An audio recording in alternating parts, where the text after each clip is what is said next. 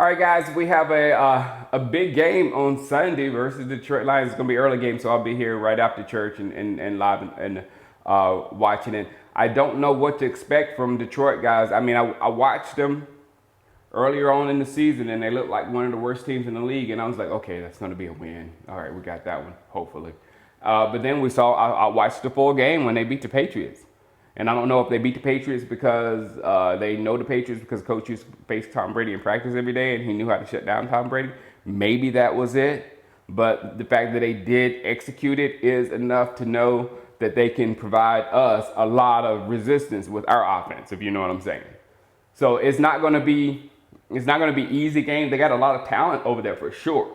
But I don't know where they are as far as where their new coach has them, as far as the team and all that blah, blah, blah. So I don't know what we're going to get, but all I do know is it is probably the must-win game of the decade.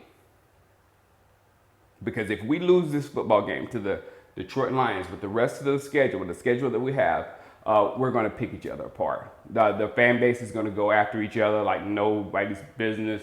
The team is already kind of going after each other. Somebody posted on my last video of Cole Beasley saying we're open, so there's shade on the quarterback or shade on the offensive coordinator or something. But if it's gonna get ugly if we start losing, and if we lose starting this Sunday.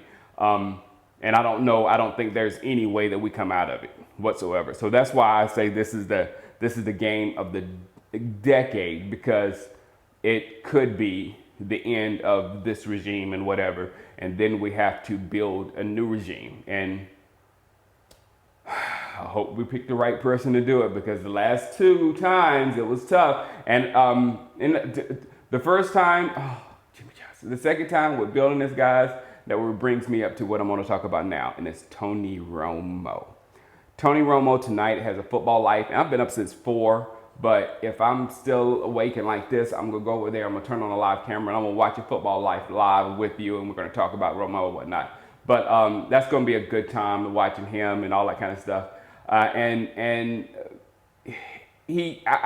When I first started making videos in like 2006, and I was like, I had a Romo watch over my shoulder, and I was pushing for Romo so much to start. Romo needs to start. Romo he can extend our plays, blah, blah, blah. Week 1, I pulled out, where's Romo? Week 2, week 3, week 4. And then here it is. And then finally, I am not a believer in Drew Bledsoe. I don't believe in statue quarterbacks. He's got to go. Romo's got to come in. I got it right here. My Romo watch. This is week 1. He needs to be in this game. And all these people out there, I don't want to hear it. I heard it on the Dallas radio. I know those people are going to be calling for Romo. Shut up. Just shut up. The Romo watch is over. So I will reach over here and I will take down the Romo watch sign. Very symbolic for people. And it's gone. We got him. So yeah, I was super, you saw it on my face, I was super excited. And that whole year and all that kind of stuff, I was super excited. And then they gave Romo, they took away the people that drafted Romo. Sean Payton and Bill Parcells or whatever, that drafted him. And I know it was Sean Payton because Sean Payton, they came from the same school. And I probably Sean knew everything about him and what he did in college and all that kind of stuff. So look at the picture. How many Super Bowls does Sean Payton and Romo have in their own dimension where Jerry Jones didn't mess it up? How many? So I mean, then when he's starting out in the league, really, when he's really getting his start in the league, you take away Sean Payton and you hand him Wade Phillips and Jason Garrett.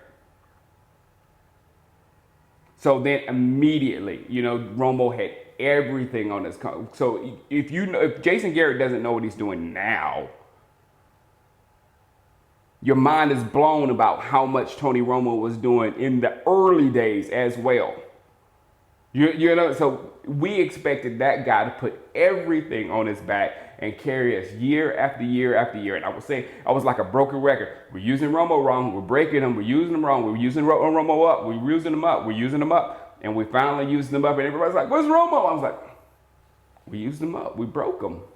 I told you we were breaking them. We were putting everything on him. We was making them do it." And then people were coming down. I even had to when they were coming down on him, like they're coming down on Dak now. I had to make this video because the whole world was going against Romo. Go look. ESPN, leave Tony alone. He's had one of the best seasons for a Cowboys quarterback ever with 13-3. #1 seed. Leave him alone. He's just going, hanging out, and going to be with Jessica Simpson. That's all. I Jessica too. So would you. So I believed in him, but it was almost an impossible. No, excuse me, almost. It was an impossible task for him to get all the way up to the top with the people that surrounded him, and I think he knows that now. You know, I mean, I know he's playing with people saying he's healthy enough to play. He ain't gonna come back here, and you shouldn't want him back here because I'm telling you, if we have sacked Prescott now, it's gonna be broke Romo because there's no way we can protect that guy, no way whatsoever. We can't give him targets to go to quickly. We don't have a scheme to keep him clean, and we don't have the pass blocking to keep him clean. So don't even torture yourself on that one. Tony Romo's living his best life. All right. So tonight I'll be there. Sunday I'll be there watching the game, and we'll see what happens, man. I don't. And if we lose on Sunday, man, just go at it, man. I won't have a solution. I won't be able to say we should do this, we should do that. I don't know, because the only solution I have is. But then, once we go, then who we're gonna build it back up? Who's gonna do the hard work of building a franchise up? Because we had Jimmy Johnson to do it, and then Bill Parcells left us with Romo and Witt. All right, guys, I'll holler at you later. Peace out.